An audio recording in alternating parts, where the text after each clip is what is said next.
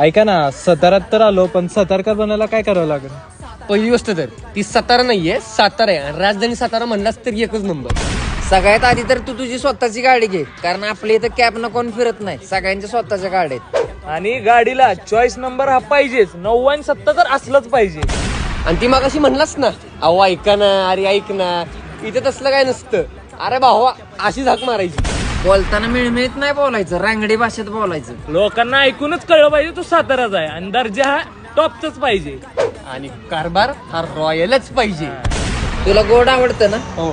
मग गोड मध्ये तुला काय जरी आवडत असेल तर फक्त कंदी पेढाच खायचा. आणि हो, रोज संध्याकाळी घाटात येऊन निवांत बसायचं. आणि कुठल्याही मित्राचा मॅटर झाला रे झाला, 0 मिनिटं तिथं पोचायचं. आणि पुढे मला काय बघायचं नाही, 2 फटके टाकायचे, नंतर मिठू बघून घेऊ आपण. एवढं सगळं सांगितलंय तुला किरकोळीत, एवढं कर महिनाभर, बाकीचं बघू नंतर. सातारा बोले मराठी रांगडी भाषा स्लँग. सातारा क्रांतिकारी मराठ्याचा मान.